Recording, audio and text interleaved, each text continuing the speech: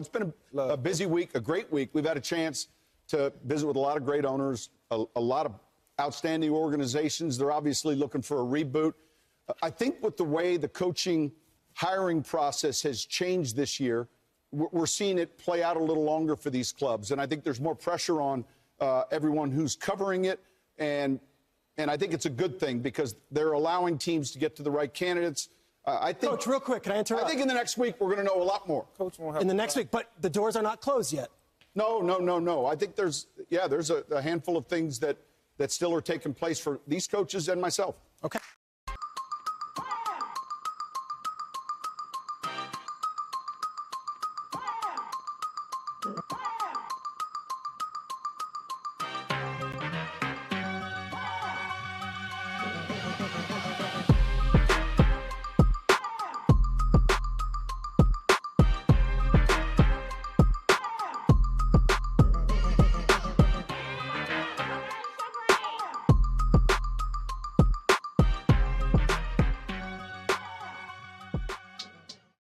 Hey, what's going on, Who Dat Nation? It is yours truly, TJ Jones. I am the host of the State of the Saints podcast. Thank you so much for checking out the State of the Saints podcast, where we talk New Orleans Saints. Really do appreciate your time. Hope everybody had a great weekend. Hope everybody enjoyed Championship Sunday. We now know who is going to be representing the AFC and the NFC in the Super Bowl.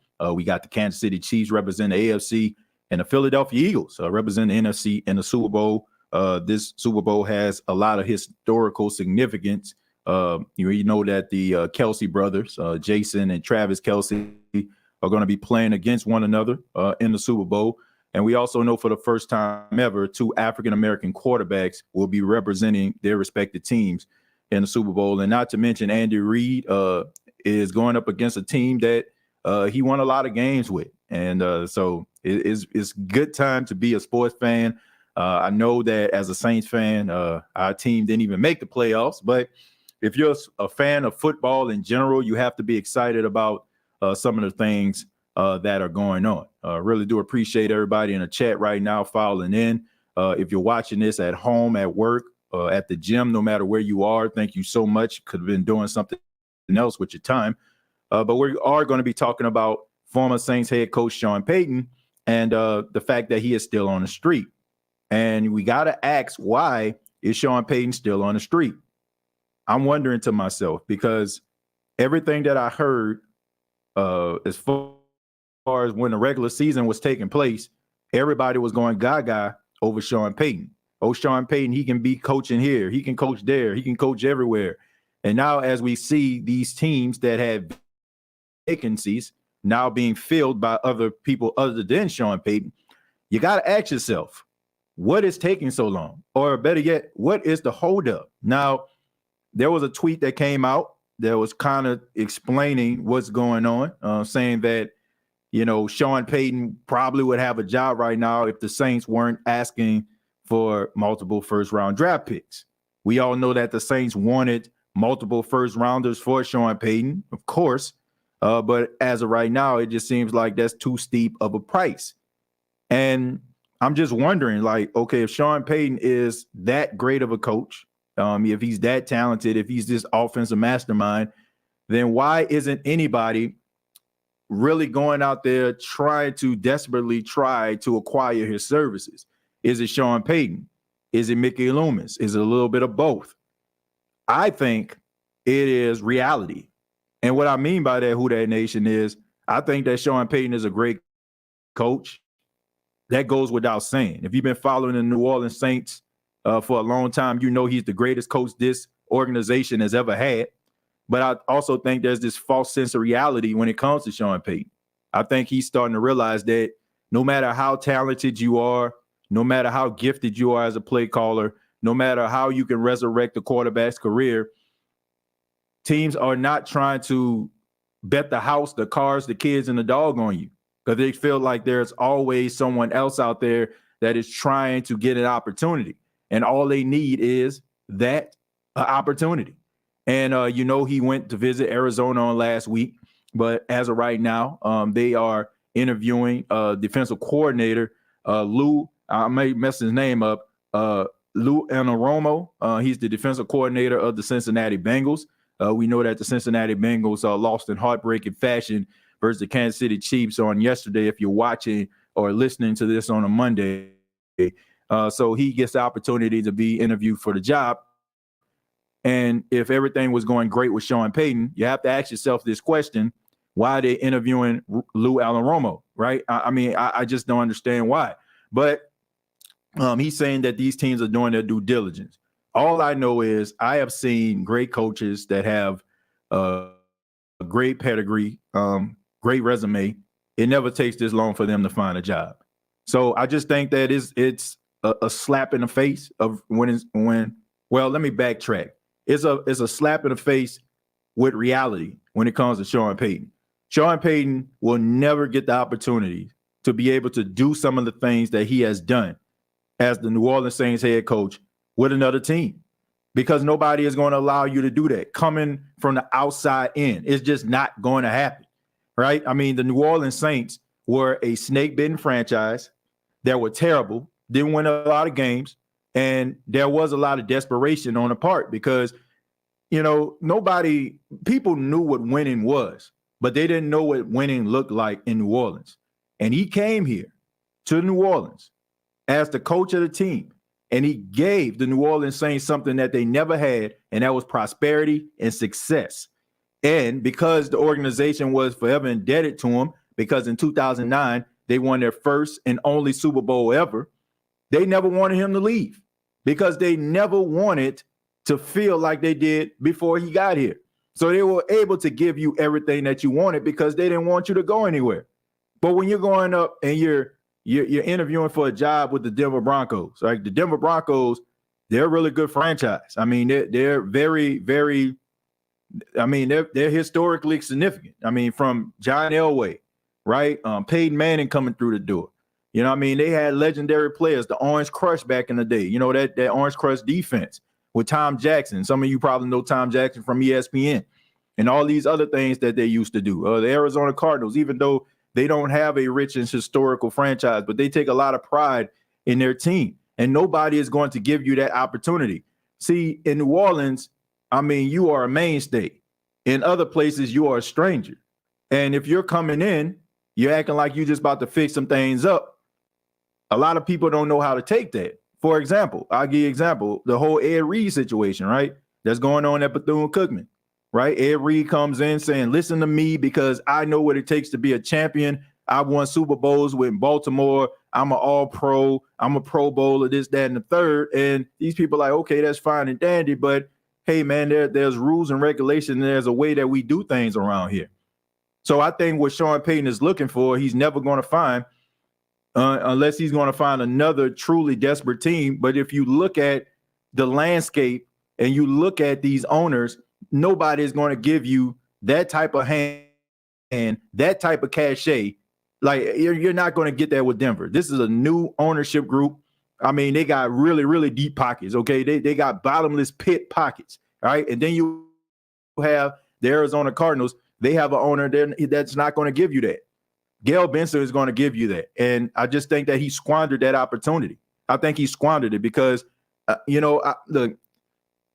can't sugarcoat it. I think that between Sean Payton leaving, like finessing his way out the door, a lot of people look at that as being a coward, right? You lose your legendary quarterback, and instead of you trying to fix the situation and trying to build from the bottom up, you decide to leave and try to go find some other legendary quarterback or some other talented quarterback that you can latch on to sustain your legacy. But the thing about it is, Sean Payton, I don't feel like his legacy can't get tarnished because we all know that the Saints were a laughingstock. Nobody looked at the Saints to win anything. Everybody talks about the New Orleans Saints outside of the fan base, outside of New Orleans. They talk about them being a bagheads, putting the bags on their head. People didn't want to show their face at the games. This dude gave the Saints legitimacy. So I don't think that his legacy will ever be tarnished. In my eyes, I respect Sean Payton, but a little of the respect that I have for him, I'm going to be honest, is gone. And people say, well, Sean Payton doesn't owe the Saints anything. He doesn't owe the Saints anything. But I will say this, the way that he left, people have a right to kind of raise an eyebrow when they talk about him, because we've seen this from other coaches that are out there that have lost legendary quarterbacks, and they're still trying to find a way to resurrect their careers. They're still trying to resurrect and try to build their team outside of that quarterback. Mike Tomlin out in Pittsburgh, right? Like now, he trying to figure life with Kenny Pickett. He had Ben Roethlisberger all those years, a legendary quarterback. You got Bill Belichick out there in New England, legendary quarterback, and Tom Brady, but he's still trying to find ways. And none of these guys made the playoffs, but they understand that they're trying to build something. And I don't feel like their legacy is going to be tarnished because they didn't make it to the playoffs. Or I don't feel like their legacy is going to be tarnished because they no longer have a legendary quarterback. I have more respect for them today that they're trying to figure it out than them just, trying to go to greener pastures because they feel like they can't win. And miss me with that stuff about you need a change of scenery. I look, all I'm saying is you signed the contract. You signed the contract. You signed your name on the dotted line to commit yourself to about 3 or 4 extra years with the New Orleans Saints, right? The fact that you used, I'm thinking about going to TV, or I need a mental health break and all that kind of stuff in order for you to navigate yourself out of the situation. I just can't respect it. I respect him as a coach and what he has built in New Orleans. I mean, I will forever appreciate Sean Payton for that. But that's some coward stuff right there.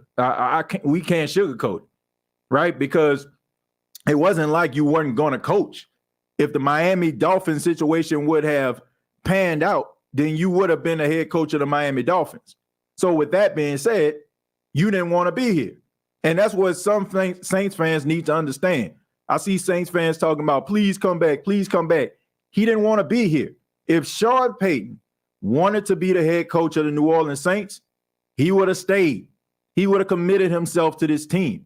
He would have committed himself to the turnaround of this team, but he didn't. He tried to finesse his way out the door. He used back channels in order for him to network with other teams in order to try to sell himself. So I can't respect that.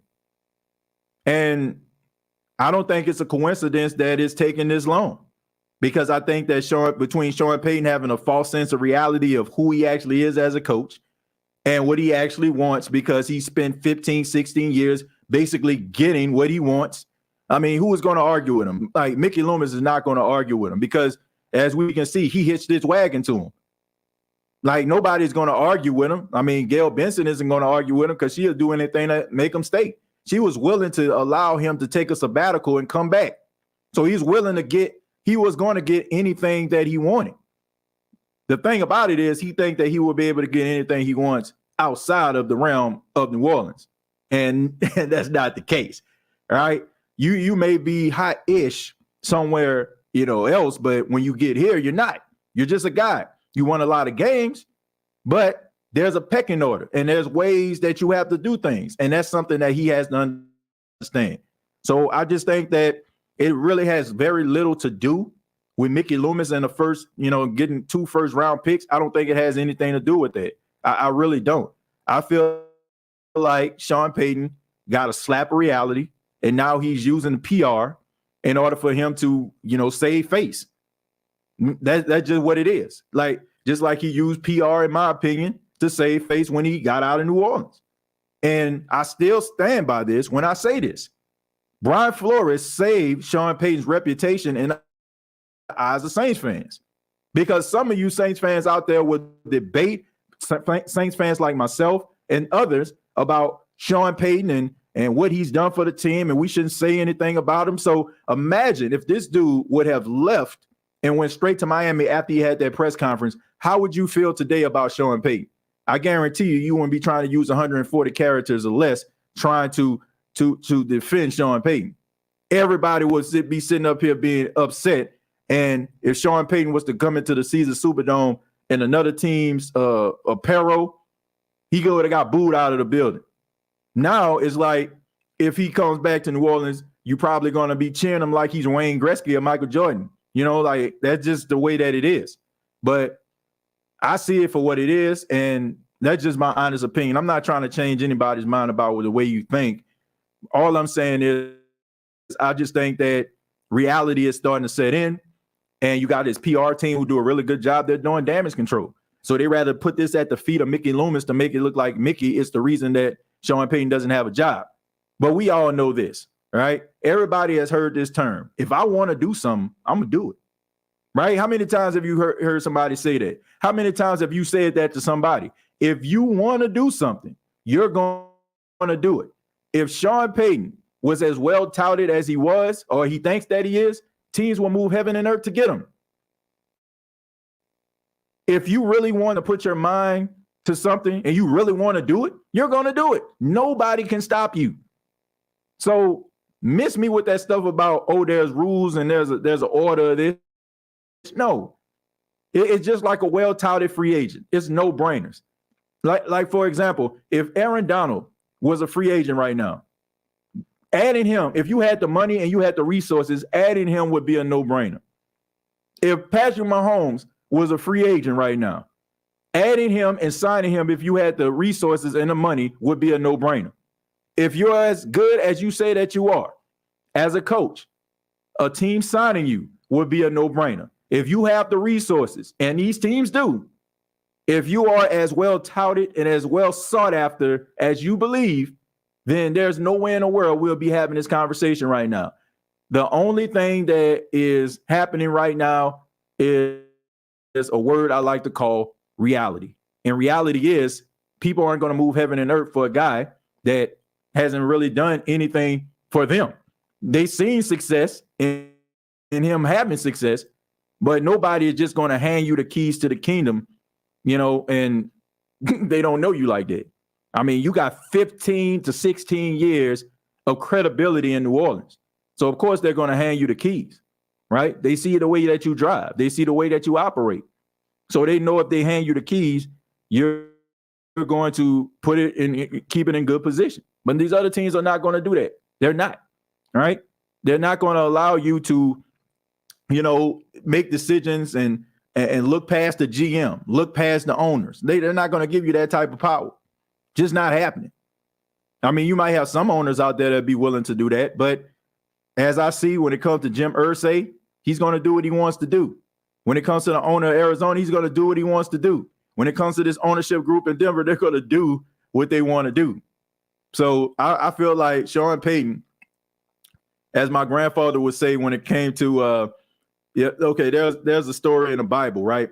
They say when Jesus was resurrected, right, after he was crucified, all the disciples met him in the upper room, but Peter didn't show up. And they said Peter missed the meeting, right? Sean Payton, he missed the meeting. You know what I'm saying? That's just what it is. He missed the meeting. It's just that plain and that simple. It's just not happening. So his best situation, his best probably should have took place in New Orleans. Like that's just what it is. Like if he would have stayed in New Orleans, everything that he's looking for, he would have forever got. Sean Payton, to be honest with you, unless he start winning 4 and 5 games, he would have been a lifer. He would have been like a Chuck Knowles. He would have been a Tom Landry.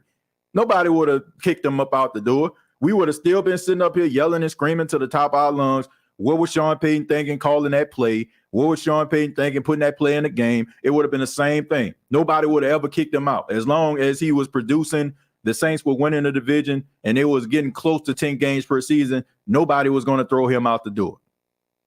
And I also feel like when it comes to Sean Payton, the fact that the Saints are in the mess that they're in right now, he is responsible for it, and how the media and people have completely absolved him of this, I feel like it's ridiculous. Sean Payton, like we've heard guys like Nick Underhill, we've heard guys like Jeff Duncan, we've heard guys talk about how hands-on Sean Payton is with everything. So I'm supposed to believe that, okay, you can have a say-so about what type of materials the towels got to be that you wave in the Superdome, but you don't have any type of say-so when it comes to player personnel. You don't think like if we're talking to Mickey Loomis, you don't think that we believe that you have a say-so when it comes to the quarterback position? Do you? Like, you think we don't believe that? You like, oh, you can tell us what type of towels that can go on seats, but you can't tell us if we need a quarterback or not. I mean, it's just amazing to me. Like, how is it that this guy has all of this pull, all this cachet, and nobody is asking the question is, how is it that the Saints knew that Drew Brees, for the last 3 to 4 years of his career, had diminished arm strength? I mean, it wasn't like you didn't know. What, like, how is it that we always made fun of Taysom Hill throwing deep passes down the field? He threw those deep passes, and we seen them so much because Drew Brees couldn't do it. So you knew Drew Brees had limitations. You knew Drew Brees at best, you probably had about 2 or 3 more years. And instead of you asking Jeff Ireland and his scouting team to do their due diligence and try to find yourself a quarterback, instead, you just allowed that to happen. Like, you didn't try to, like, if you like Teddy Bridgewater so much, you ain't trying to seal him up. It was a bunch of 1-year deals with a bunch of guys. So I feel that Sean Payton is responsible, just as responsible, just like we talk about Mickey Loomis, and Mickey Loomis is a lame duck and all that kind of stuff. I feel that Sean Payton is he is equally responsible for the position that the Saints are in right now, from not drafting a quarterback to appointing and saying out loud and beating the drum of Dennis Allen as his successor. But nobody seems to want to have that conversation. But I feel like that's why we're in this position right now. But let me go ahead and read some of your comments. Thank y'all for being here. Got 160 people watching this right now live. So I ask that you hit the like button. If you want to donate to the State of Saints podcast, please do. But if you're new, you don't have to donate in order for your question to be read. All right. And just want to let that be known right now. But thank y'all for being here. Let's go ahead with Inevitable. Inevitable says, yeah, he took the money, definitely. But with Denver, he was an all-pro. I'm not sure what we're talking about. I'm pretty sure that's probably a conversation that the chat is having. So I'm not sure what that actually meant. I apologize, man. Yeah, you're right. Sean's chickens have come home to roost. Just like any player, when you're evaluating them, right? To see how they're wired, to see if they're a good fit for your team. Just like, the NFL Combine, the Senior Bowl, how they ask these guys these questions, and they have these private investigators that follow these guys' lives, and they can, tell you all this type of information. I feel like it's the same way when it comes to Sean Payton. Like, I'm pretty sure if a owner is doing their due diligence, they will be asking a question like, for example, Sean, you had 3 more years left on your contract. Why did you decide to leave the New Orleans Saints and go to TV? And why is it that we're hearing that, you were trying to go to Miami? My question would be, if you're doing your due diligence and not trying to sugarcoat, well, what happens if things don't go the way that you wanted to go here? Like, will you be trying to finesse your way out the door here? Like, come on, man. Like, just like when you have those players out here, they're putting up footage. What happened on this play right here? It looked like, let's just say if you didn't give it your all, right? You're supposed to have a high motor, and they put a video on, like, what happened on this play? It just seemed like you walking through the play. The same way. Like, if you're doing your due diligence, that's a good question to ask. Why did you decide to leave a team after you have 3 years left on your deal, and we're hearing about you trying to go to another team? Explain it. So teams are going to be wondering about your commitment. So I think that's a fair question to ask. And maybe that has something to do with it too. I don't know. Then it's about money. Dalton with Sean Payton. Whatever team gives him the most money, he will be their coach. I don't know if that has everything to do with it. I don't know if that has everything to do with it. I think that he wants control. I think the team that will be willing to give him the most control, I feel like that is going to be the team that he decides to go to. I don't think it really has that much to do with money. Of course, I feel like, every coach wants money. They won't be paid their worth, but I don't think that plays the biggest role in this. I think that he wants control. And I really feel like he will never get the control that he had when he was the head coach of the New Orleans Saints. The best thing that Sean Payton could have done is stay where he was, period. I heard DeMeco Ryans might end up being the Texans' new head coach. Yeah, I heard that too. And if that's the case, then he definitely deserves that. I mean, we know that the 49ers defense was the number one defense in the NFL yesterday in the NFC Championship game. I can't really blame the defense for really giving up all those plays, how much time they actually spent on the field. Because, I mean, what can you do? I mean, Josh Johnson gets hurt. Brock Purdy gets hurt, can't throw the football. You got Christian McCaffrey out there throwing passes down the field. I mean, what can you do? So this guy deserves to be a head coach, and I think that he will. It's rather one of these spots are going to end up being DeMeco Ryans. So he definitely deserves it, in my opinion. Alpha, that's going to be Denver. I'm not saying it's going to happen if Payton goes back as Saints head coach. He will lose the locker room. I definitely feel like the message might not ring as loudly as it did before all this happened. And I honestly feel this way, Dalton. You're going to have to remove some strong personalities in that locker room, or you're going to have to get a lot of these guys on board. You're going to have to, because when you have guys like Cam Jordan, when you got guys like DeMario Davis, when you got guys like Lattimore, when you got guys like Kamara, like these guys have strong opinions. Like these are alpha males, and you have these guys in leadership roles, and they're the ones that keep the locker room in check. You know, there was a little bit of dissension early in the season that was talked about, and these guys together collectively held this locker room together. Now, it didn't equate into playoff success or divisional championship success, but they never quit. Like, that's one thing. Like, a lot of the games that the Saints lost is because they just weren't good enough. They weren't better than the other teams. Like, but you can't say that they just quit. Like, they knew they were limited, but they still tried to find ways to keep themselves formidable. And I think that has a lot to do with the locker room. So I do feel like you have to get those guys in leadership roles on board in order for the rest of the team to buy into him coming back. But it'll be a tough sell, because I think a lot of guys in that locker room were disappointed. And I really feel like guys like Cam Jordan, you know, I know Cam Jordan is a funny guy, a friendly guy for the most part. But I think that a part of him was hurt that Sean Payton left. I think a part of him was angry because he felt like, why didn't you stick around with us? Like, why are you not trying to fight and trying to, try to dig out this hole that we're in right now? Like, why are you just leaving us down here in this pit with the shovel? You ever seen like one of those, like, for example, like you ever seen two people down the hole and you be like, okay, let's try to get out this hole, right? Yeah, I'm gonna prop you up. I'm gonna prop you up. Let me get your leg and I'm gonna prop you up, and then you turn around and grab my arm and pull me out the hole. Well, it seemed like to me like Sean Payton got his leg lifted up, he got out the hole, and then he said, "Okay, I'm going to get help," and never come back with the help. I mean, that's how I take the last couple comments from Cam Jordan being on the Rich Eisen show, from the last press conference they had right after the loss against the Carolina Panthers. That's what I got from it.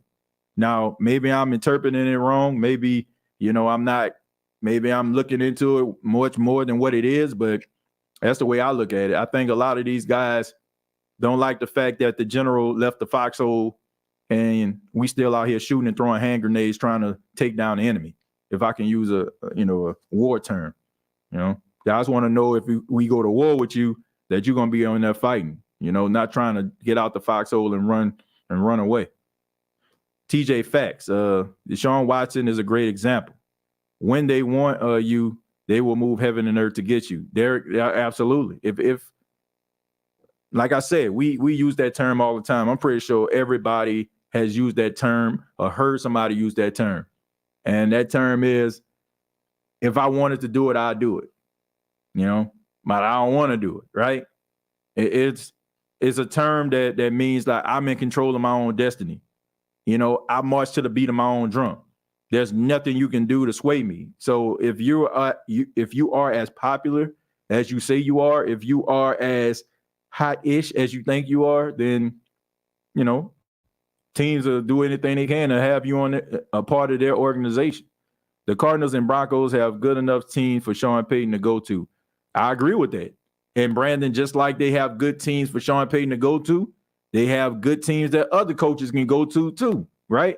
Let's not, Mike, I know people want us to sell this dude and, like an exclusive Tesla or Maybach or something like that. Like, I understand that, but understand, no matter how great the Maybach look, no matter how great the Range Rover look, there are other Range Rovers that are fully loaded and look just as good as well, right?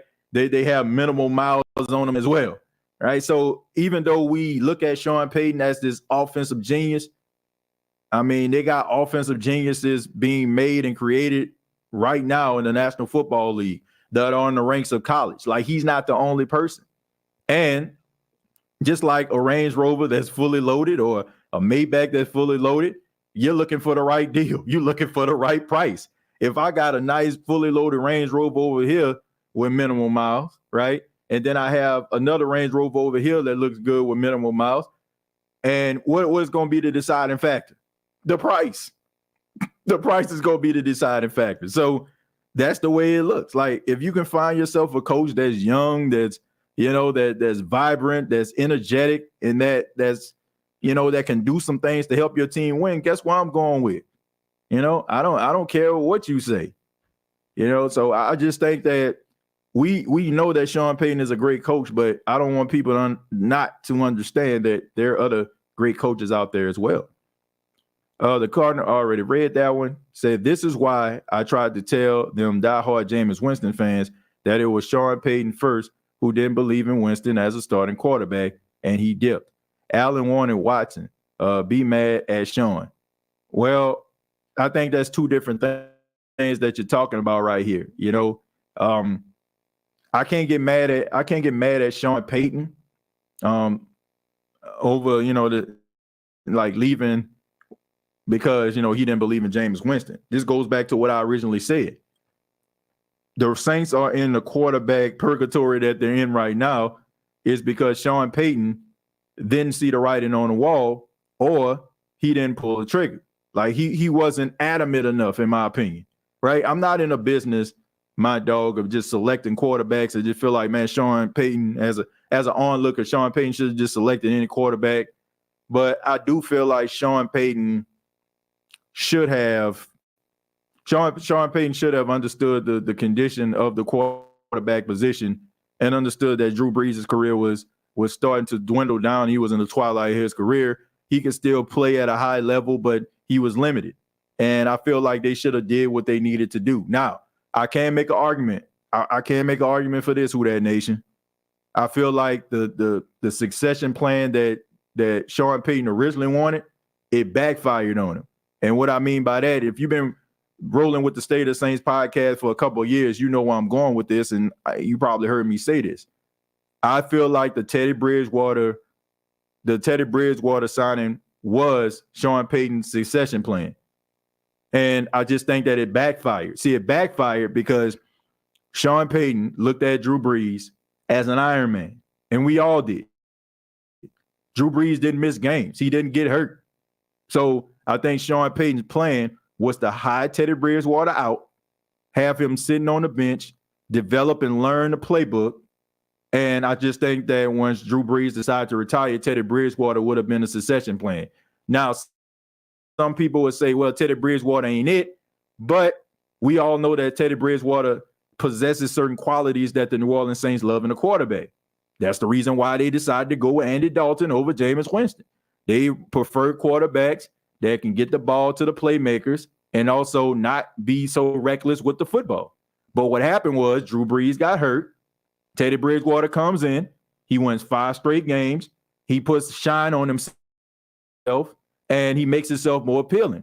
If Teddy Bridgewater would have sat on that bench back in 2019, if he would have sat on that bench and would just rolled the pine for I guess it's 2018 if I'm not mistaken, 2018 or whatever. But anyway, if he would have just rolled the pine and nobody would have seen Teddy Bridgewater play, then that probably would have been your quarterback today. Or we would have been having a conversation about, is Teddy Bridgewater good enough to lead the Saints to the playoffs? That would have been the conversation. Or is Teddy Bridgewater, durable enough to be the Saints quarterback going forward? But Teddy Bridgewater was the succession plan. So I will give him the benefit of the doubt. But that just happens, right? It's kind of like the whole situation with Brock Purdy and Trey Lance. Like if Trey Lance ends up getting traded, it's not because Trey Lance can't play. It's the fact that Brock Purdy went out there and he won 7 straight games. So it's just kind of the business. So it's going to make Brock Purdy look more appealing. Teddy Bridgewater playing those 5 games going undefeated, rather people talk about the defense or not, it still made him appealing. So to me, that was his original succession plan.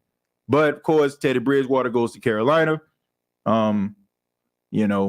He said the thing about Taysom Hill, but I don't think that. I think it was more of a confidence builder for Taysom Hill, more so than what he actually believed. So I think they had to use Plan B, and that was Jameis Winston. But that's the story. That's the way I feel about it. So I think that he did it, but in my humble opinion, even after Teddy Bridgewater, you should have seen that, and you should have knew the writing on the wall. And then also, when Drew Brees came to you and said he was considering retirement the first time, that should have been the incentive for you to go out here and try to find yourself a young quarterback. So I can look at it both ways. I can look at it both ways, right? But I'm not blaming him for trying to get to Jameis Winston. I'm not mad at that. But I think that he did try, but I don't think he tried hard enough. I'm not mad at Sean Payton wanting to leave. I'm mad at how he left and the mess he left us with, including an incompetent head coach. Well, I do feel like, one thing I will say is when it comes to Sean Payton, I do feel like the New Orleans Saints are kind of at his mercy. It's like he's like this holy deity, and it's like they can't say no to him, or they just listen to everything he says. Like I'm not.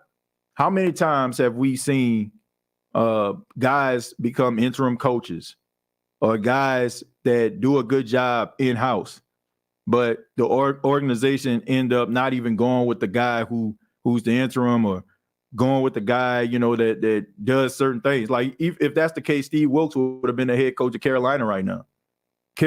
Steve Wilkes deserves, in all honesty, the way that he performed as the interim coach, he deserved to be the head coach of Carolina. But why is it that he's not the head coach of Carolina?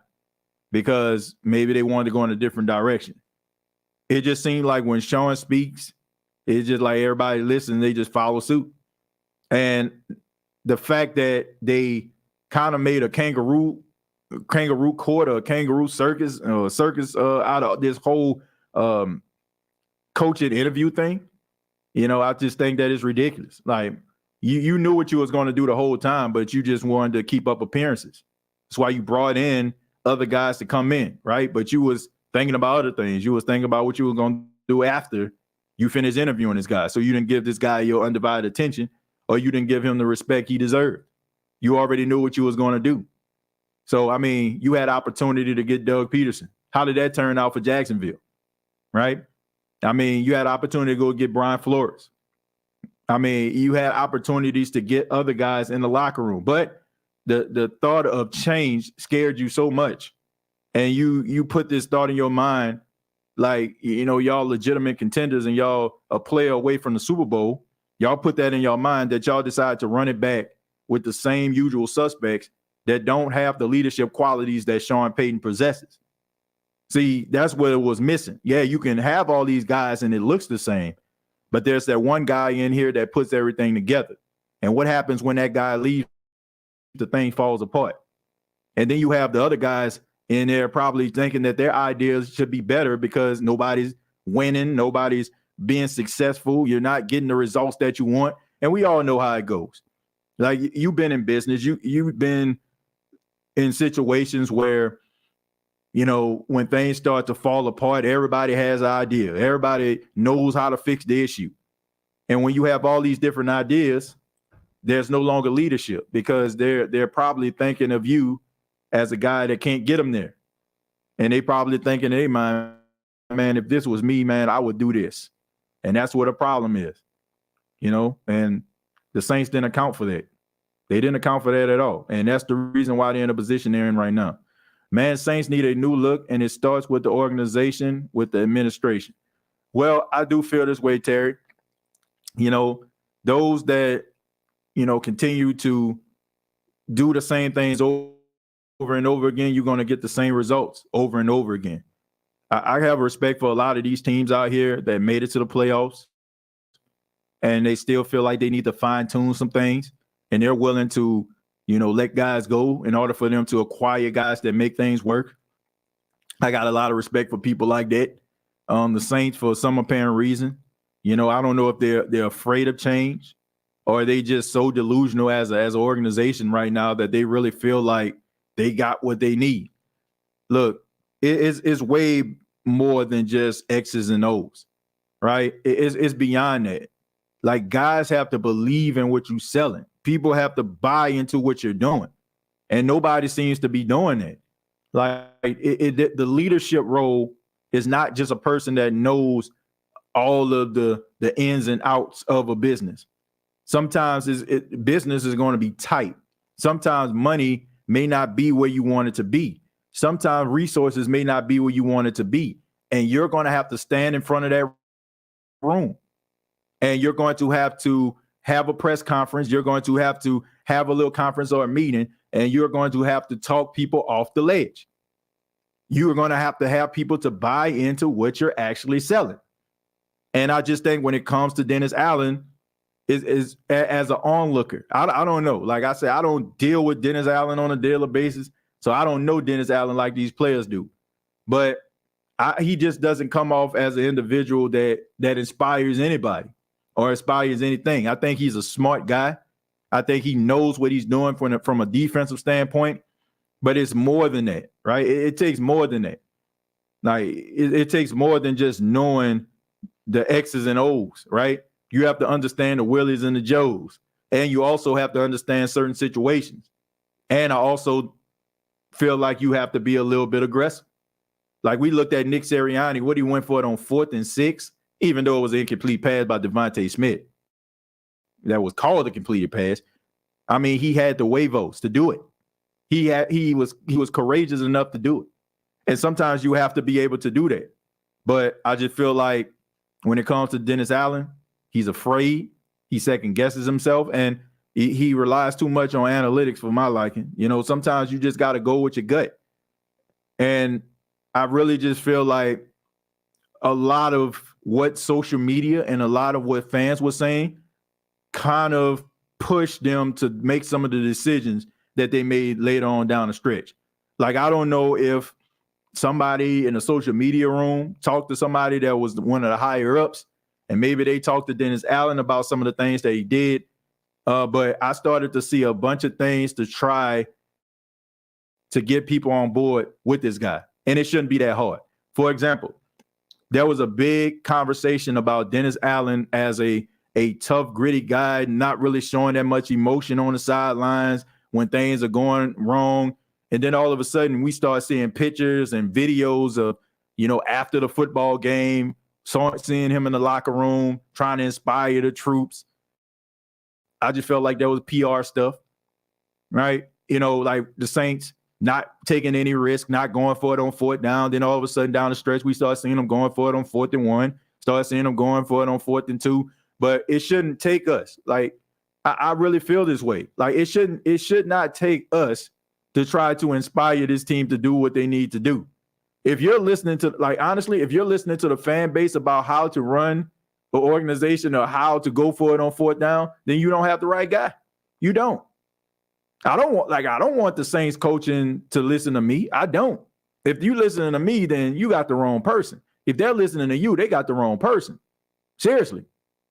Because these guys should know more about football than we will ever know. And they should know way more about situational football than we can ever even fathom. So the fact that they were actually listening to us in order for them to like drive decisions or show us what's going on in the locker room for transparency, tells me everything I need to know about this whole Saints coaching staff. What up, TJ? Did you see the WWE Royal Rumble 2023? We'll talk about that another time, man. But yeah, I did see it. Let's see. He's way better than what we have now, which isn't saying much. This is a great thin Big Sean. Let's see, TJ, what do you think about Ryan Nielsen as the new defensive coordinator of the Falcons? I think it's a great opportunity for Ryan Nielsen. I also feel like a Falcon fan can't tell me anything. You as an organization, they've been biting and stealing and from the New Orleans Saints for years.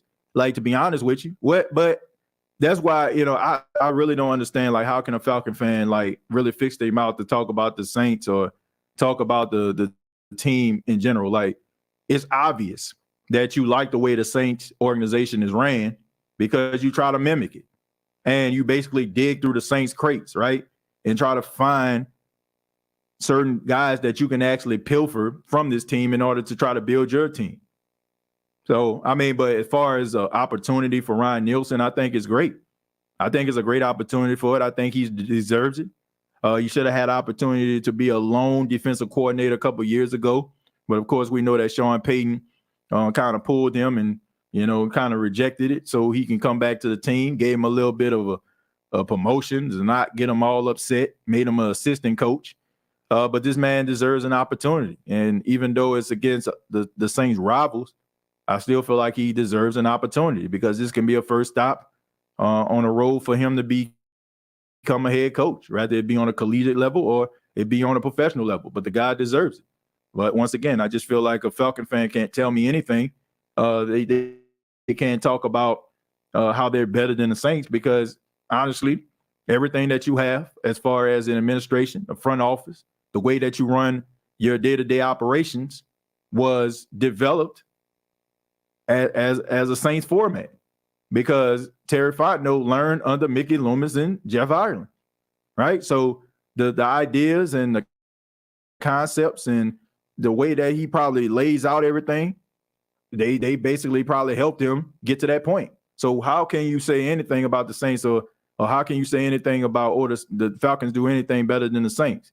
Like, I mean, I wish all them brothers success. I do. Like, I know we laugh and make fun of them, but I ain't trying to see nobody lose their job. I want to see Terry Fontenot find success, just not when they playing the Saints.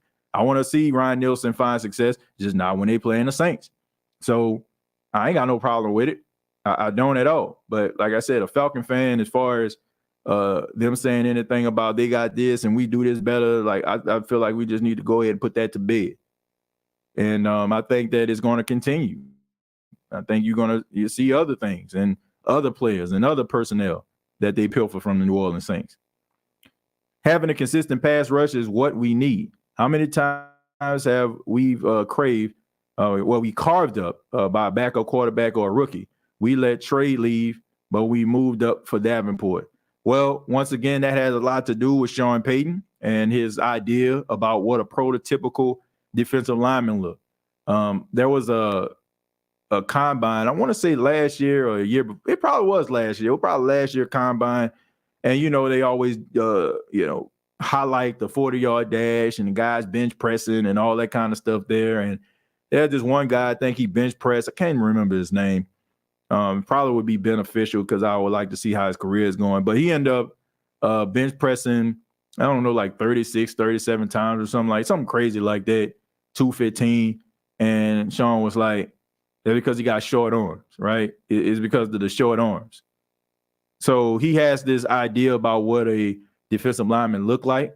That's why you see a bunch of guys that are on the Saints defensive line that look like the starting five for the Los Angeles Lakers or something. I don't know. These guys are 6'7", 6'8", and ain't nothing wrong with that. I understand the wingspan, but you have a lot of these smaller guys who are hybrid guys who are strong as an ox, and they're pushing these offensive linemen out of the way, or they have this quick twitch to a point where these offensive linemen can't even touch them because these guys are 2-3, where they're like 300, 325, 350, and they're trying to be fast enough, fast to push this defensive lineman out the way who can go under you. And by the time you put your arms out, he already at the quarterback. There's a new wave. Like that's something that we have to understand, or a coach has to understand. It's rather you're going to adapt to the times or you're going to get left behind. And these guys are tall. Yeah, they tall, but I mean, what have they done? Like, what have they done? Are they terrorizing anybody? No, right? Tano Passanio is like 6'7". Is he terrorizing anybody? Davenport is 6'6", 6'7". Is he terrorizing anybody? Right? I mean, these guys are tall. Yeah, you know what I'm saying? They physically imposing, but they're not getting home. Right? These offensive linemen are just pushing them back because their bodies are wide enough, in order for them to get underneath and just push them back. So I just think that you need to adapt to the times. I think you need to understand that these smaller hybrid guys like the Nick Bosas, like the Bosa brothers in general, like the TJ Watts, this guy's on 300 pounds. They ain't 280. But for some apparent reason, they almost getting 20 sacks a season. So how is that happening? And how is it that it's happening and you're not paying attention to it? And I find it funny because a couple of years ago, we laugh at this today, but the Saints moved heaven and earth and gave a safety by the name of Jarius Byrd this big contract. And Sean Payton also hired Rob Ryan to change this defense to make it similar to that of the Seattle Seahawks. So you're willing to adapt with the times when it comes to defensive concepts and using this whole triangle safety in the middle of the field like Earl Thomas thing, but you're not willing to adjust to the play of the quarterback, being able to move outside the pocket and run and, and extend plays. You're not able to adapt to the fact that maybe you need to go smaller and get yourself a hybrid defensive lineman, but you can go out here and try to run a triangle type defense, with Jarius Byrd in the middle of the field. I just don't understand it. Like, you got to adapt with the times. If you don't, you're going to get left behind. It's just that simple. Like, the statue quarterback is dead. Like, how many statue quarterbacks you see out here killing it? Don't say Joe Burrow, because we seen him scramble like 3-4 times yesterday. He has the ability to get outside the pocket. He rather make plays from the pocket. But I don't think it's a coincidence that you have these quarterbacks that are being successful. They have the ability to scramble outside the pocket. They're not just sitting up there standing strong and trying to look down the field. And if nobody's open, then they doom. Like, you got to adjust with the times, man. Saints be letting good defensive players go a lot. Trey, Vine, C.J. Gardner, Jenkins, and more. Well, I don't understand why. I mean, I understand that it's a gamble, but I will say this: I haven't seen. I could be wrong, and maybe I'm having recency bias or something like that. I don't know, but I don't really see core players or guys that can be potential core players just get dropped the way the Saints do. Like, Marcus Williams, like, doesn't really leave a team, right? A C.J. Gardner-Johnson doesn't leave a team if he possesses these type of skills, the type of energy, the type of passion that he has. Like, you don't see it. Like, teams have a way of making it work. I just feel like the arrogance of this team is catching up with it because Sean Payton was able to compensate for a lot of the shortcomings, and so did Drew Brees. And I think that it's almost like the general manager of the Chicago Bulls. If you ever seen The Last Dance, right? I want to say, was it Jerry Krause or whatever his name was? I can't remember. But anyway, he was the general manager, and he wanted credit. He wanted credit for the building of the team. And, Michael Jordan was like, yeah, you brought us all here, but we the ones that's winning the championships, right? So it just seemed like to me like they've gotten so full of themselves that they feel like it's them. But they're not looking at the fact that the coach and the quarterback kind of covered up for a lot of things that they did. So they're used to, we don't have to pay this guy a whole bunch of money. We still going to win a bunch of games. We still going to be in playoff contention because we got this guy and that guy, but you don't have that anymore. So you might want to be willing to sit down a little bit longer and try to work out some deals with guys that can be cornerstone players in the future. And if they don't pan out, that happens. It's just the breaks. But the way that the Saints have this complete disregard for like a player's ability and skill, and they're just like, oh, well, we'll let them go. We're not paying that. Like, to me, Teron Armstead should have still been with the Saints. To me, Marcus Williams should have still been with the Saints. To me, Davenport should have been gone. Trey Hendrickson still should have been there. And they didn't do it. And I understand you can't pay everybody. I get all that. But it's hard for me to believe that the guy that takes up the majority of the cap in your quarterback, you no longer have him on the books, and you can't figure some things out. And you can't tell me that you can't figure things out if you moved nearly $30 million in place in order for you to acquire DeSean Watson. So there's a lot of things that I feel.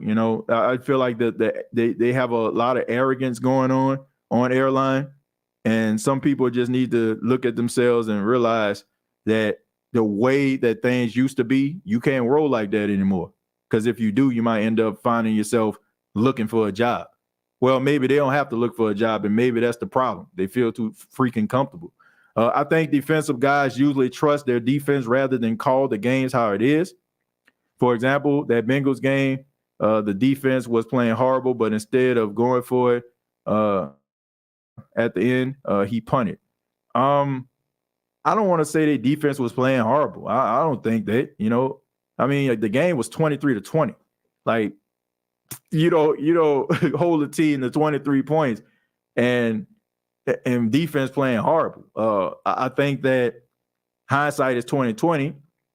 The plays and the decisions that you make can make you look like a genius, or it can make you feel or look like an idiot. And I'm not mad at them. I mean, defensively, look, the wide receivers of the Kansas City Chiefs, Hartman was dealing with a pelvis injury. You had Kadarius Toney, he left with a knee injury. You had Travis Kelce was dealing with a back injury, didn't even know he was going to play. So you had a bunch of guys that were out there that were playing hurt. And, the wide receivers that they had as backups, they couldn't get past those cornerbacks or the Cincinnati Bengals. So I don't want to say that the defense was playing that bad. I just think that hindsight is 20/20. Like, should they probably have went for it? Probably. But, they went for it, on 4th and 6, right? It was over 4th and 6. And Jamar Chase caught that pass down the field. So the way I see it, man, we think about those decisions later. If the defense would have made a stop, then we wouldn't have had this conversation. And quite honestly, if you want to keep it a buck, they did make a stop, right? We like the block in the back that took place. It should have been offsetting penalties. They had 2 holding calls. Like, go back and watch it, right? So hindsight is 20/20 when you think about it that way. What are your thoughts about going to get a new co-defensive coordinator on our team in next season, TJ? I feel like that's the worst idea ever. Too many cooks in the kitchen can be detrimental. And not to mention, we all know who calling the plays. I feel like you need to keep Chris Richard, because it seems like that's the route that it's going. So make Chris Richard your sole defensive coordinator. And just roll with it. That's one of the biggest issues that I have, right? That's one of the biggest issues. Your inability to make these decisions. Like, you gotta hurt somebody's feelings. In life, you gotta hurt somebody's feelings, folks, sometimes. You know what I'm saying? Because you gotta make a decision. And you don't want to do that, right? It can be a tough decision, but you got to make one. That whole code thing is like you just trying to appease both parties. Well, I've been here longer. Well, I had the secondary looking good. Well, you know what? Both of you can do it. Like, what are we doing here? Too many cooks in the kitchen. Allow Chris Richard to be the defensive coordinator. And we all know that Dennis Allen going to do his defensive thing anyway. So that's the way it needs to be. That's the way it should have been. He should have made a decision. Rather, Chris Richard should have been defensive coordinator last year, or Chris Richard should have been a defensive coordinator. And somebody should have just been in their feelings. But they would have got over. It's a business, right? You hear this all the time. It's a business. I'm built for this. Like we heard Steve Wilkes' letter. I'm built for this, right? These guys are built. Like you walk up in the office, you let these guys go. They understand the business. So when you make a decision like this, they have no choice but to understand it. Or they can take their business elsewhere. But you have to be willing to take that chance. Carr, I think, could flourish here. He can make every throw. He knows how to read a D. And also, we have a defense, something Raiders never really did during his tenure. Look, I like Derek Carr as a quarterback. I do. I don't have a problem with him. I don't buy or look at what people say about him because I understand that's the whole entertainment thing. And if a guy plays 6-7 years and don't get to that particular spot, then people just kind of write him off. But I do think you can win games with Derek Carr. He's better than like anybody that's out here criticizing Derek Carr right now. I guarantee you he's better than anything that we have in the locker room right now at quarterback. Like I guarantee you he'll give you what you want then. So I don't understand it. Like I get what people are talking about, but I think people are looking for the second coming of Breeze. And that's just what it is. Like they look at, like we watch great quarterback play like we did last night with Mahomes and Burrow. And we think to ourselves, if it don't look like that, then it ain't good enough. But I'm telling you, Drew Brees and his ability and his skill set and what he brings to the table comes around once in a lifetime. And I think that a lot of people just don't understand it. It comes around once in a freaking lifetime. If you can find Drew Brees in this draft, next year's draft, like how special was this dude at quarterback? There's a reason why he's revered and cheered the way that he is. There's a reason why when you watch some of these quarterbacks in the Saints uniform play over the last couple of years, you look and say, man, Brees would have made that pass. It's because of how special he was as a quarterback. So everybody is not going to be there. But that don't mean that you can't win with him. That doesn't mean that guy can't win you games. That doesn't mean that he can't put your offense in a position to win.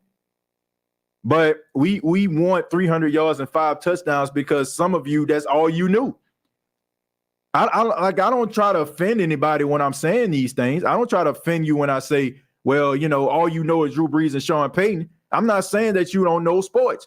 All I'm saying is there's this false sense of reality that some of you younger Saint fans have that you feel like that's what the Saints are. And they haven't always been that way. And when you have been so focused on one particular team, you don't see the other team's struggles. We kind of scoff at them or hunch our shoulders because it's not happening to us. And now that it's happening to us, we just want the bleeding to stop. But I'm telling you, you feel the way that you do because you're spoiled. You're spoiled. You never really had to go through hardships. What's the worst hardship that you talking about? A controversial non-call, a pass interference, but it happened in the playoffs. A Minneapolis Miracle, but it happened in the playoffs. Ask a Jets fan.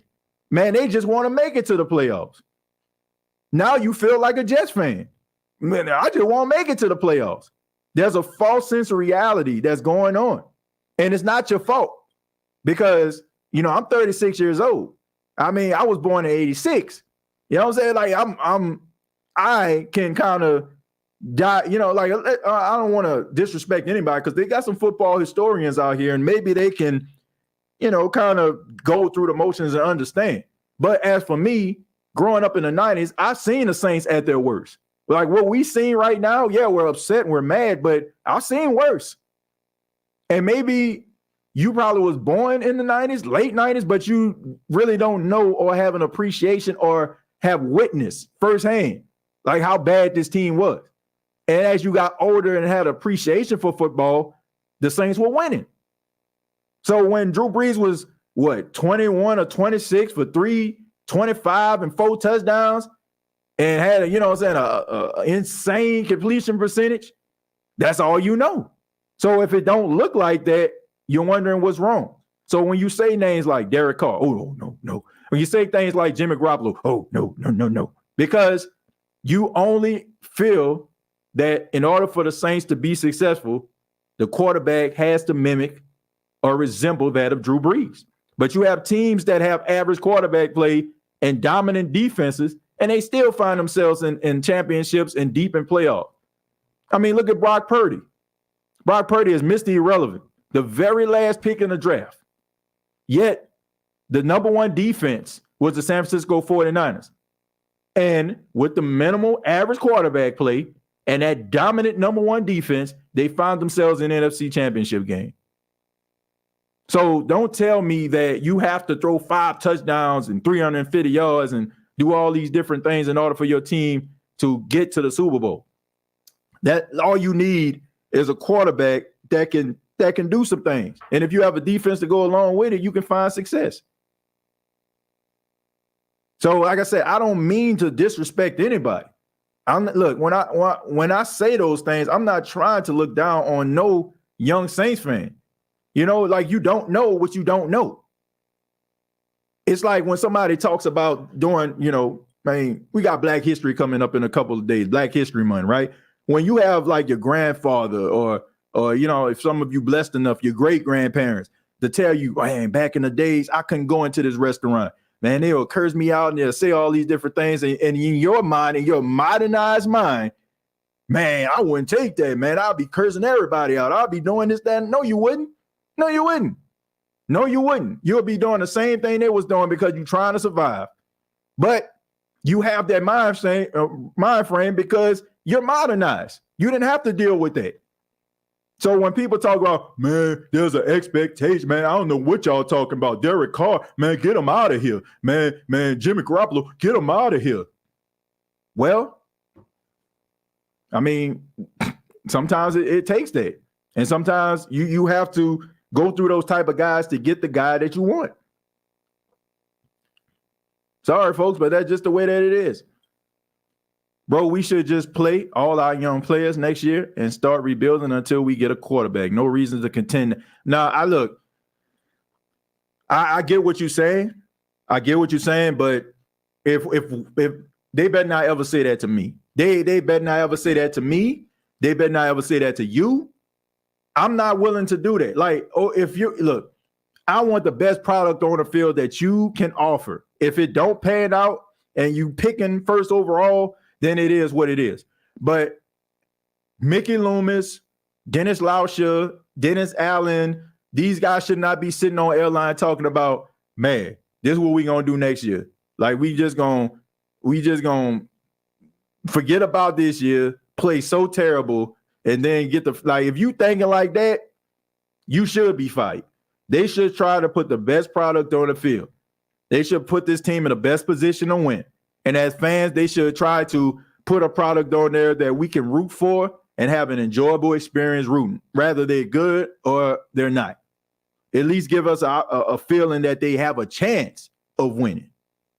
You get what I'm saying? Like, don't sit up here and be like, man, just try to phone it in. Like, I'm not down with it, right? If you put a product on a field that's formidable and competitive and they just don't win, they just not good, I'm down with it. But don't come into the season trying to sabotage the joint. I don't feel that way because it's not that bad. It's not. You know what I'm saying? It's not that bad. Like they had a losing season, and yes, you know what I'm saying? We don't have confidence in the coach, but I can accept that this year, right? But they better not come into the season trying to talk about no tanking or it resembles a tank. Or we're going to have some very interesting episodes because I will call them out. Like, seriously, I will call them out. You know, like Chris Tucker said on Rush Hour, I got a big mouth, Clyde. I got a big mouth. I'm telling you, man, like, nah, you can't do that now. How long did it take for the Saints to be where they are now? Take time, man. Yeah, I mean, look, it took time, but it took some things to fall into place. It took coach, it took quarterback, and you know, I get it. You got people that don't, like I said, man, people don't like a slow burn anymore, right? And they don't like to conjoin themselves to losing. Like I say, people don't like a slow burn, and they don't like to conjoin themselves to losing. That's the reason why we make fun of guys. Like when we watch these big UFC events and we watch boxing And, we got this undefeated fighter, and then all of a sudden he takes his first loss, and we all on Twitter, how he lost, he a loser, he got that L. Because nobody wants to feel that way. Nobody wants to be conjoined to a loser. Like the reason why we're so upset is because of how it's making us feel, right?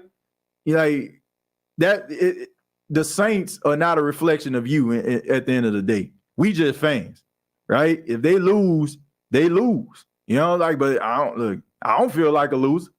I got a wonderful wife. I got a beautiful son. I got a family that love me. You know what I'm saying? I got a house.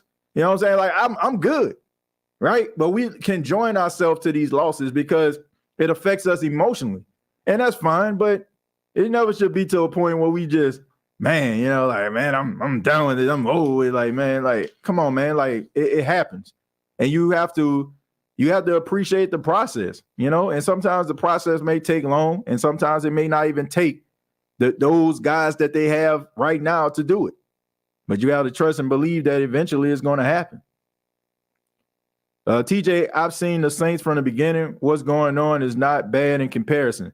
And Eric, that's what I'm saying. Like when you have the OGs, like the OGs, like the throwback Saints fans, the ones that's been fans since the inception, like my grandmother, right? My grandmother is one of the biggest Saints fans I ever seen. Probably wouldn't even be doing this show if it wasn't for my grandmother. And I know she's probably watching this right now.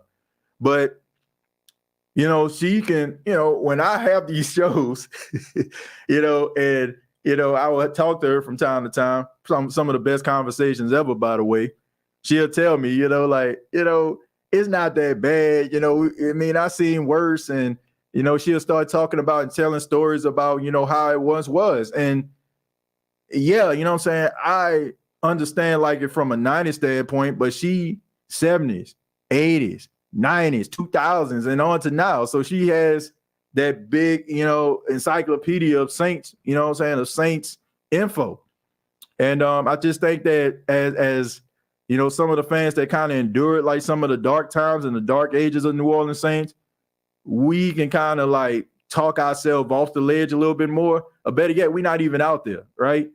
Like we still in the apartment, right? You ever seen like one of those apartments and then, like you go all the way up to the roof and, you can get up on the roof, by climbing up some stairs. Like some of y'all outside right now, right? But the OGs, like we in a house somewhere watching TV, like, man, what's going on? Why that boy up there on the roof?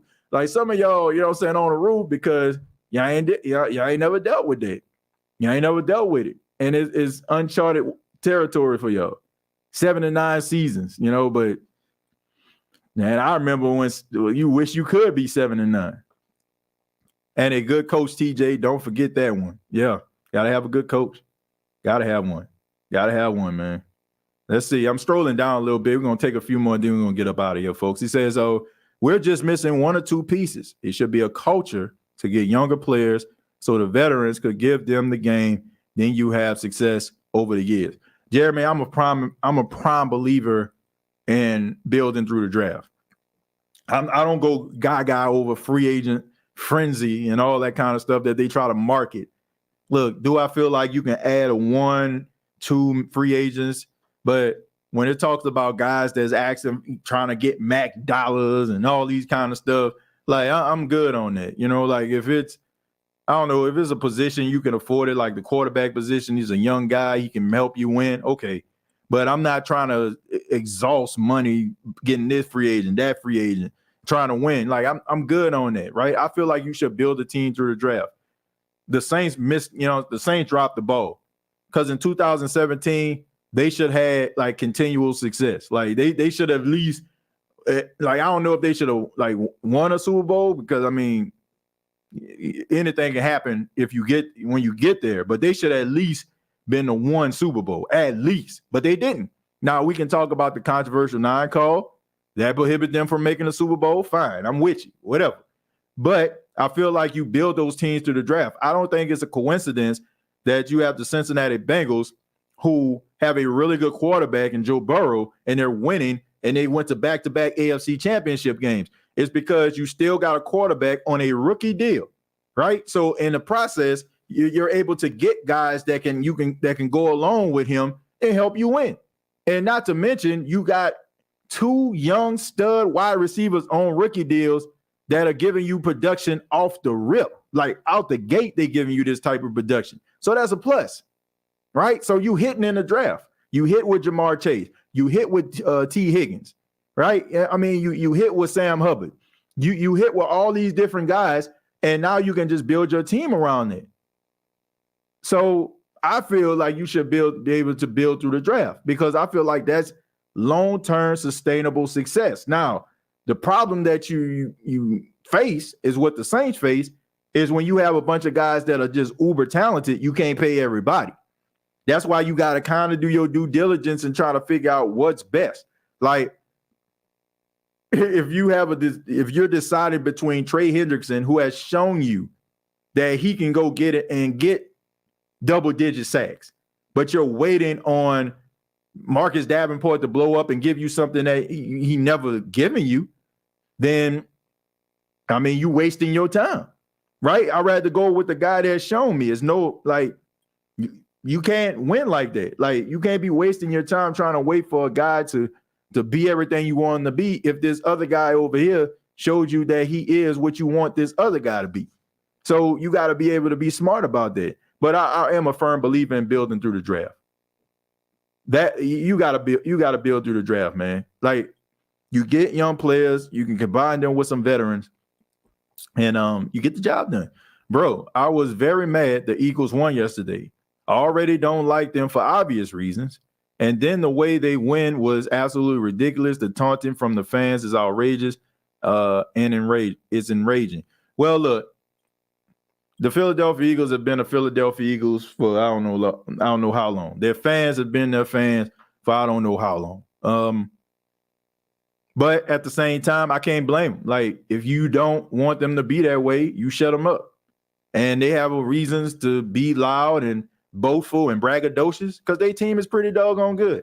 You play 2 playoff games and you only allow teams to put up a grand total of 14 points. And what you had 30, how many points they had yesterday? 31. You had 31 yesterday, and then you had 38 the other game. I mean, so that's insane right there. You know what I'm saying? So they got a right to talk. They got a right to brag. I mean, what you put up 69-14 over the last 2 weeks? I'll be bragging too. If you don't want them to be that way, like, shut them up. I mean, for what it's worth, one of the losses they have this season came at the hands of the Saints. But, I mean, they have a right to brag. And I'm not going to be like that because we were just as arrogant when we was winning. We was talking just as much trash. I seen the energy when we was going at Falcon fans and we was going at Panthers fans and when we was going at Bucks fans. You know, like we wanted the smoke. And now all of a sudden, you know what I'm saying? Like, we didn't open the windows and all the smoke gone. Now all of a sudden, like, we can't take it. Like, nah, we can't dish. If we can't take it, we shouldn't be dishing it. And right now we don't have room to dish it. So it makes it even more annoying. I get it. But we were just as arrogant and full of ourselves as they were at the time because our team was winning. So, you know, that's just how it goes. You know, like, man, it ain't no fun when a rabbit got the gun, as they say. But I'll be the same way if the Saints win. I ain't gonna lie to you. These shows would be a little bit more braggadocious if they were. I think he was very overrated as a play caller. His formula has been a pass-catching running back and one favorite target receiver since 2011 with Sproles, Graham, and Colston. Who are we talking about here? If you don't mind me asking, I kind of came in towards the end. Burrow is making $3.6 million. Exactly. I mean, so you got to strike while the iron hot. Allen is losing his players and coaches. Why? Because they're getting better opportunity. You know, they're getting better opportunities, you know? So, I mean, it's just no different. Like, I mean, you have opportunity to make more money, go into another job. What would you do? If it can help you, you know, be able to take care of your family better, give you better opportunities, give your kids better opportunities, what you going to do? I'm going to take the job. I'm going to take it. I mean, it's crazy looking at certain things, you know, but if you put yourself in that position, I don't think I don't think the decisions would be so hard to make if we look at it from our own perspective. Would you take a flyer on the quarterback Anthony Richardson from Florida? Yeah, I would. But of course, he's going to be picked so high that wouldn't be considered a flyer. You know, that's not a flyer right there. That's a billboard.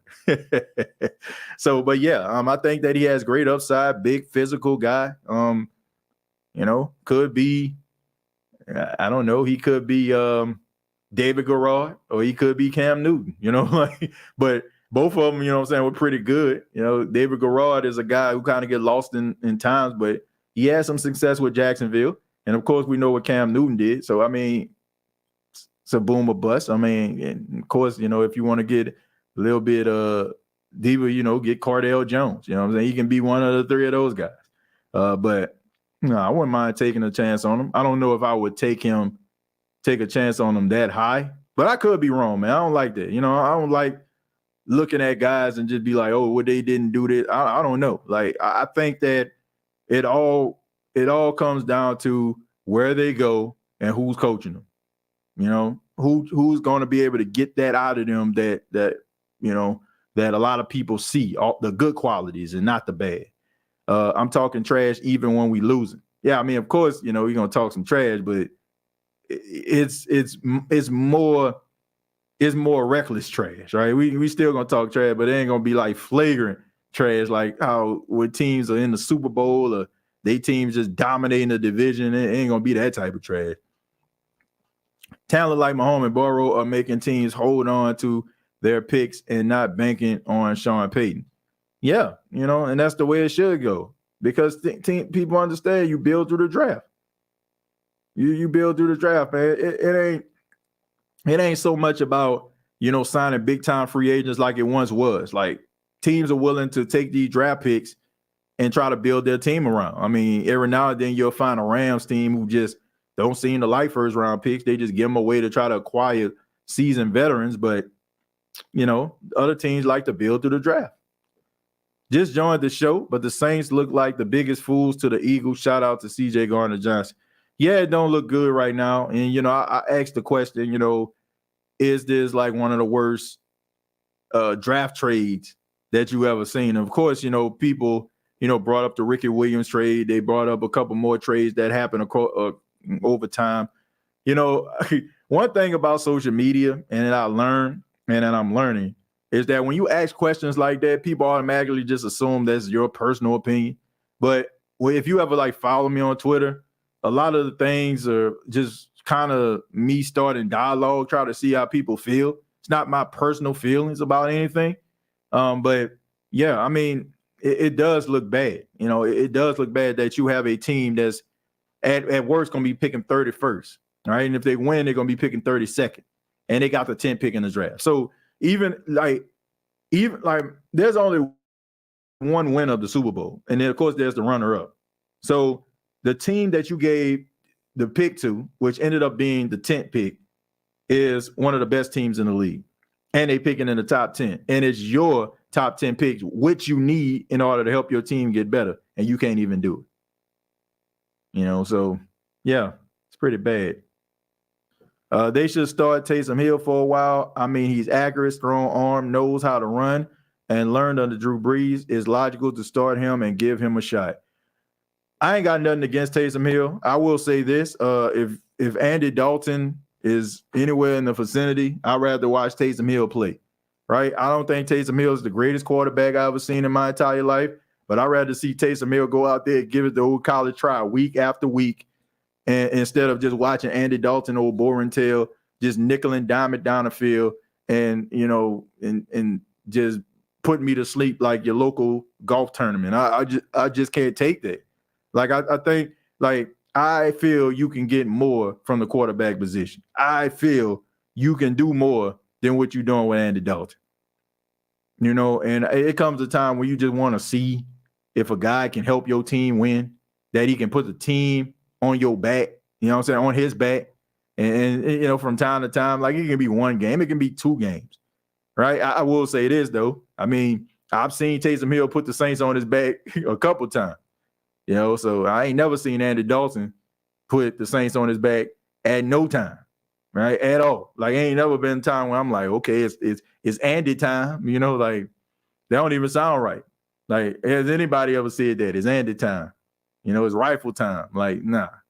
You know, like, I mean, I ain't never heard it. Maybe y'all heard it, but I didn't. I ain't never heard nobody. I ain't never heard a tweet. I mean, I ain't never seen a tweet or heard nobody say it's Andy time. Everybody ever heard that? Rifle time, anything like that that resemble anything that in regards to Andy Dalton facilitating nothing at all, right? You know what I mean? Even with Jameis, you know, Jameis will sling that thing, you know what I'm saying? Like throwing it down the field. Like you see Taysom time, you know, like, you know, I ain't never heard nobody say Andy time for nothing, you know? I ain't never heard that, ever. No disrespect to him, I just ain't never heard it. And I ain't never, like, have you ever seen Andy Dalton, like, generate a comeback in the Saints uniform? I ain't never seen it. If the Saints are down by 2 touchdowns, it's pretty much how the game is going to end. You know what I'm saying? They pretty much going to lose by 2 touchdowns. The CJ is going to be good because he's going to ask for big money this offseason. Philly ain't going to pay him that. Well, if they win a Super Bowl, I mean, I feel like this. Guys want to win Super Bowls. If CJ Gardner-Johnson wins a Super Bowl, I think he can be able to stomach playing for a team that's in one of the worst teams in the league. Like, seriously, like you think about that. Guys just want to win Super Bowl. So if he won a Super Bowl, man, you can go out there throughout your entire career and sell yourself to the highest bidder. You know, you can be a Ndamukong Suh. You can be a football mercenary. You can be a Darrelle Revis. You can be a football mercenary. You win the Super Bowl, early in your career, win one. You know, so if the Philadelphia Eagles don't pay him, they win the Super Bowl. So he can go. Who the worst team in the league? You know, you can go to Houston, get a big contract with the Houston Texans, and ball out. You know what I'm saying? Like, you make a whole bunch of money. Go out there. Y'all may not win a bunch of games, but shoot, you paid, and I won the Super Bowl. I mean, as crazy as that sound and messed up as that sound, man, a lot of them guys think that way. You know, when guys win these Super Bowls, man, to me, they become capitalists. You ain't most likely about to. I mean, who was that? Who was that? It was a player. I think it was Brandon Mebane. I think when he played for Seattle, and then he ended up leaving Seattle like after he won that Super Bowl, and then went to Jacksonville when Jacksonville was terrible. So it's not like, like, oh man, I'm going for one team that's a playoff contender to another team. Like, no, Jacksonville was trash when Brandon Mebane went there. So these guys know what's up.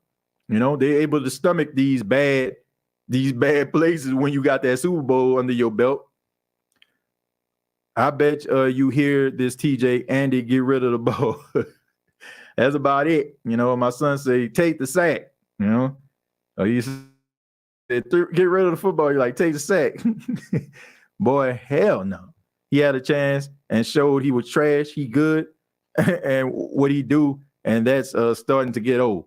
Yeah, look, I don't know, man. I don't want to say he I've ever seen, but I just think you can get better at that position. I could be wrong. In hindsight, of course, the CJ trade looks bad, but they draft Taylor as a replacement, and he looks good, going to be special. It's more so not doing anything to replace Marcus Williams. Yeah, look, I feel like it's rather you're a glass half empty or a glass half full type person, right? It's rather you like, okay, we lost him, but we got this guy in return. Yeah, we lost the 10th pick in the draft, but Chris Olave should have been offensive rookie of the year. I mean, look, I like the optimism, but the Saints could have really used that 10th pick. Like that could have been the quarterback that the Saints wanted or they needed in order to help this organization get from under the rock that they're under right now. I mean, so yeah, it's pretty terrible. If the Saints made the playoffs, won a game, or even like lost, like I don't think it would have been as bad. It's just the fact that they played terrible. They could never like get what they needed out of the quarterback position for the most part. Like you could get a guy that's just out there on some steady Eddie type stuff, but no playmaking ability, no escapability, no swag, no drip, no nothing. You know what I'm saying? Like nothing like that generated any type of excitement. And that 10 pick probably would have gave you what you wanted, you know? And if it's not a quarterback, then it could have gave you a defensive player that probably would have been a cornerstone player because Cam Jordan is getting older. So they could have really used that. And I get what happened. I get that they got guys that make you feel like, you know, well, at least we got them, but let's not mistake. Well, I don't want to put words in anybody's mouth. As far as I'm concerned, they could have used that 10th pick in the draft. All right. Shouts out to Headshot right here. Said Panthers fan here. Thank you for joining us, man. Appreciate it. Let's see. Welcome. Just don't come in here troll. Man. Let's see. It was a beautiful thing to see all the ex-Saints players in the championship games. Yeah, it definitely was, man. But I mean, those times are gone, and it's time for us to, you know, it's time for the Saints to figure out what the heck they're gonna do. Collectively, the worst division in the league, and we couldn't win it. Yeah, couldn't do it. I don't think we gave the 10 pick up for CJ. Correct me if I'm wrong. No, we didn't. No, we didn't give up. We didn't give up the 10 pick for CJ Gardner-Johnson. Like that was another trade in itself, right? It was you know, later on during the offseason, well, not the offseason, during the preseason. Now I think they gave him up for a 5th round pick. So I mean, the dude was a 4th round pick, and you gave him up for a 5th. So you didn't even get anything equal his value. So it was more so like, man, just get him the hell up out of here. But the pick that they gave up was this year's draft pick because they ended up making a trade with Philadelphia in order for them to get multiple 1st-round draft picks this year, which I understood why they did it, you know, but it just looks bad, you know, now that things didn't work out. I mean, I guess that's what happens. You know, life's a gamble. Sometimes you go to Vegas, put it all on there on the table, and you walk out with suitcases full of bread, and then next thing you know, you walk out of there with empty promises and hope. You know, that's just the way that it goes sometimes. There's a fine line between being the GOAT and a GOAT. You know, there's an uppercase and there's a lowercase GOAT, right? Uppercase GOAT is what everybody aspires to be. Lowercase GOAT is what you don't want to be. You know, just the way that it goes. So I want to say thank y'all. Appreciate y'all for being here. Got 198 people watching this right now. I ask that you hit the like button. And I really do appreciate your time. So this Saints Fan Live, yeah, it actually is, man. We talk about the New Orleans Saints. We talk about the NFC South. We talk about NFL. We talk about life. And that's kind of what we do here, man. Not pom-pom raising Saints fans that's just so delusional, like we just get lost in our fandom. Like we really break down the team. If the team is playing like trash, we call it out. If they playing good, we're going to call it out. You know, so that's just kind of how it works here. You know, not really big on the whole trolling and talking bad about other teams. Like, you know, every now and then, you know, you might get some of that rivalry banter, but we just try to have a good time, answer questions, and you know, that's just kind of what we do here. Let's see, because he was waiting for the Cowboys to fire their head coach, didn't happen. Is Mickey Loomis' time up? I believe maybe so. I don't know if it's time up right now. It just looks bad right now. You know, it just looks bad. But if it continues to be this way, King, then I think we're going to have to look at. I think we're going to have to look at him a little bit differently. I definitely feel like we need to look at him this year. The fact that you had opportunity to make some changes, but you doubled down on the decisions you made last year, and you didn't make any significant changes when change was necessary in all of our opinions, and you decided to roll with it. So I feel like you comfortable with it. So based on the fact that you're comfortable with it, we got to evaluate you differently. Take a poll on Twitter for the next topic on the next show. I'm not really big on that, Mel, because news changes all the time. And I kind of march to the beat of my own drum, Mel, you know, to be honest with you. Not to say that I don't take advice from people. I really do. You know, if I feel like it's, you know, good for content, it's good conversation that I think people have. But I really, you know, like, I don't know, man. I never want to, Mel, I never want to give people a bad listening experience. Like, I don't like doing shows when I'm not motivated to do so. And I don't like really talking about things that I feel like I'm not going to give my all to. I am really passionate about what I'm talking to you about right now. I feel like if I start to go down that route, then I feel like it would be borderline disingenuous at times. Not to say that I wouldn't care, but I don't feel like I would give my all. If that makes sense. I just try to, I'm really passionate about what I do. And I want everybody to feel that passion. I'm not here like, I get, donations and, from people that are nice enough to donate during the show, but I don't, that's not my driving force. My driving force is to create content that people can enjoy and have conversations about my team that I love. So, but I'm open to suggestions, but if it's something I feel like I wouldn't give my all, I wouldn't talk about it. And I don't want to upset anybody or make anybody feel like I don't care about their opinions or their feelings or their views. That's not what I want to do. So I don't want to go down that rabbit hole, because if you have 3 suggestions and all of a sudden, like, I start picking from suggestions and somebody puts a suggestion never comes up, it feels like I don't care about their feelings or I don't care about their topic. So I don't want to do that. I want people to have a joyous experience when they check out the State of the Saints podcast, rather they listening or rather they viewing in real time. Mickey, too damn comfortable in his job security. I agree with that. Mickey, too arrogant to admit he got screwed.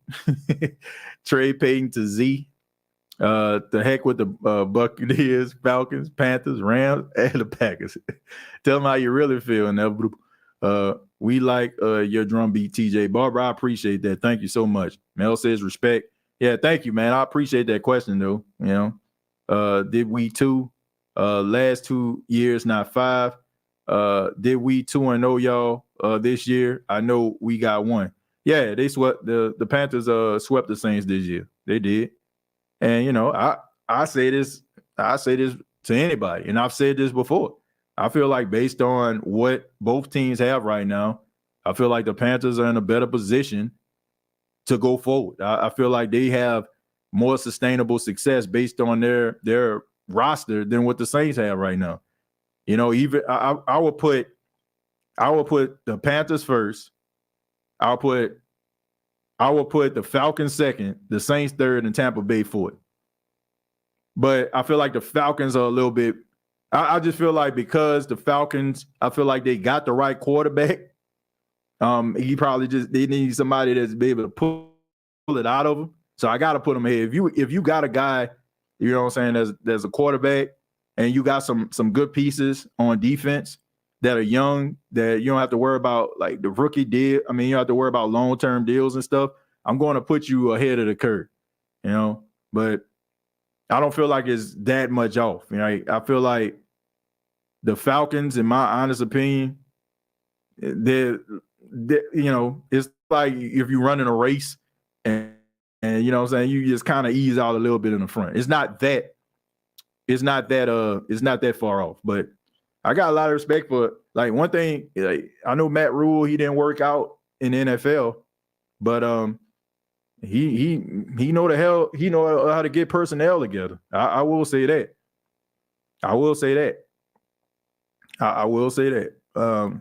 Let's see, Sean Payton going to Denver. I don't know how true that is. NFC South, we got to do better. Whole conference trash. Yeah, that is true. The only Saints podcast I listen to. Well, there's so many great podcasts out there, but I appreciate it. I really do, man. But there's so many different content creators out here, and Saints news. I got respect for everybody, and everybody does a good job for the most part. We just try to do our part here on the State of the Saints, but there's so many other podcasts you can choose from. Let's see, Bucks Fort, laughing my behind off. I'm just saying, Steve, not to be a hater, but man, let's just keep it a buck. If it wasn't for, like, Tom Brady kept you all afloat, and if Tom Brady doesn't come back, unless, like, I will say this, if you all can find a way to get like Lamar Jackson or like maybe like a Derek Carr or something like that, I'll put you ahead. But that, like, you got to admit to yourself, Tom Brady is the straw that stirs the drink. He is. You know, like he is the straw that stirs the drink. He was to y'all what Drew Brees was to the Saints. Like no matter what the situation was, no matter what the outcome, when you have a guy who is a borderline, offensive coordinator on the field, he can like erase a lot of the things, that go wrong with your team. So that's just the way I go. And then I know you probably, I don't know, you may feel like, well, Tom Brady didn't play at the highest level, but man, there was some he did some things that only veteran quarterbacks can do. And it's going to be hard. Like right now, I'm telling you, what you're experiencing is what a lot of Saints fans experience. Like, man, if we get this person, we get this person, we get this and that person, man, shoot, we'll be straight. I'm telling you, man, you don't miss a good thing until it's gone. And you don't understand like how beneficial that guy actually is until he leaves. And then you have really bad quarterback play, which I know y'all probably, you understand because y'all done went through a lot of stuff to get to the point that you're at right now. But I'm telling you, man, sometimes when a guy is so good or a guy does things really, really well, like we become so spoiled and it looks normal. And we're like, man, you know what I'm saying? Like, but when it leaves, it's like, man, I didn't think it was that bad. Let's see, TJ, thoughts on wide receiver Cedric Tillman from Tennessee. If you watch some of his footage, big body, contested catch. Yeah, I watch him from time to time, man. Cedric Tillman, a big physical guy. My biggest concern with him, I think he needs to work on his route running ability. Like the 50-50 ball is only going to take you so far. I think you need to work on his fundamentals. Like he's pretty good, but I mean the route running that I seen needs some work.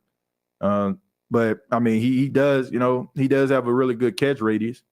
But my concern is about his route running at times, and then the fact that I don't really see too much separation as well. What are your thoughts about the NFC South Division and next season, TJ? Who's going to be get a fix on our team with offensive linemen straight up? If they don't, it's going to get struggling again. We're going to start struggling again. Well, look, there's a lot of things they need to work on. The offensive line, the running game, because I just feel like you need to get this running game on track. No matter who you bringing in as quarterback, if you get yourself some running backs that can pound the football, that can break free, that can get these yards, get this yak, when they're catching the ball out the backfield, and I think you should be fine, And also if you can replicate the defense and get this defense on board, I think you should be fine, But I think you definitely need to fix this offensive line. And I think you need to fix it because the running game was trash this season. Them boys teams don't have a podcast. They're all over here. Well, I like to think it's because, this podcast is good, and I think it's the fact that we not really biased over here, man. Like seriously, we joke and we, about other teams, but we ain't just over here like waving the pom-poms. We ain't delusional over here. And if their team playing good, we're fair. We try to be fair over here. So I think that has a lot to do with it. But I appreciate it. I don't care who you're a fan of. I just appreciate you stopping by. I don't, I can do without like the trolling stuff. Like if that's how you really feel about your team, then say it. But I can do without trolling stuff. But I think it has a lot to do with the fact that, man, we just try to keep it 100 over here. If our team playing like trash and their team playing better, we say it. If our team is better, we say it. We not delusional over here. I ain't gonna lie. Y'all the one time that used to scare us when we played y'all. Yeah, I mean, look, the Saints and the Carolina Panthers, to me, have been, the class of the division, over the last decade and a half. Both teams have found success. And if you look at the overall records over the past 15 years, it's pretty much neck and neck. They're not like the Saints and the Panthers aren't like, they ain't the rivalry of the South, and then I don't think Saint fans consider Carolina Panthers a rival at all. I think, they're just in the division. I think it's more so with the Falcons, but both teams have been really, really good over the years. And the Bucks have found success over the last last 3 years, and the Falcons, they just trying to figure it out. So, but I ain't got no problem with the Panthers. I don't. Like, I don't despise the Panthers. Like, of course, I live 3 hours away from Charlotte. I live in Myrtle Beach. So I run across a lot of Panthers fans, but they'll talk about how much they like their team, but it ain't like just mad disrespectful. Like if you was in Philadelphia or something like that. Like, but let me read one more. It says, we better not run a halfback dives, flips, every other play. Better do sweeps, pitches, and tosses. Like, please, if they can just take a look at Kyle Shanahan's playbook and use Taysom how they do Deebo Samuels, and use Alvin Kamara how they use Chris McCaffrey, and maybe get a guy they can have like Elijah Mitchell. Like I don't know, man. Do something.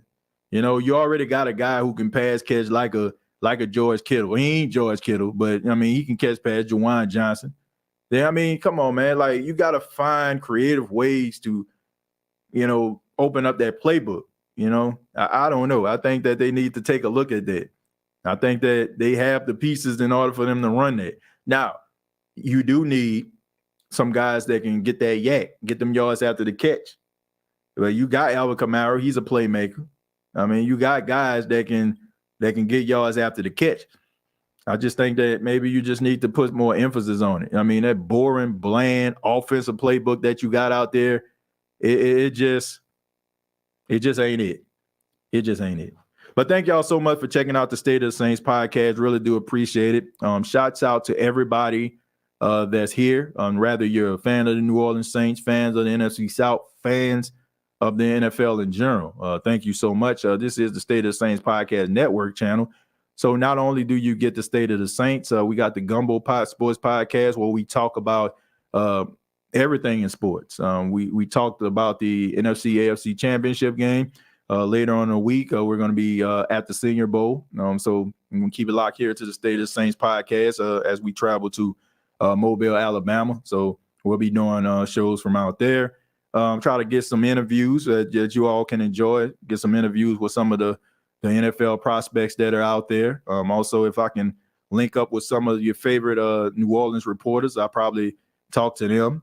Try to see if I can get some information from them as well. Also, we have the Therapy Calls podcast where we talk about pop culture, mental health, things that we deal with on a consistent basis. Of course, next episode that we air, we're going to be talking about the unfortunate event that happened in Memphis with the Memphis police and Tariq Nichols. So not looking forward to doing that show, but it's definitely a discussion that we need to have. And where do we go from there? So keep it locked here to the State of the Saints podcast network. Hit that like button if you enjoyed the State of the Saints podcast. Previous episodes available on Apple Podcasts, Spotify, iHeartRadio, Anchor FM. And also you can follow me on Twitter at TJAY Jones 8. Till next time, all I got to say is, who that?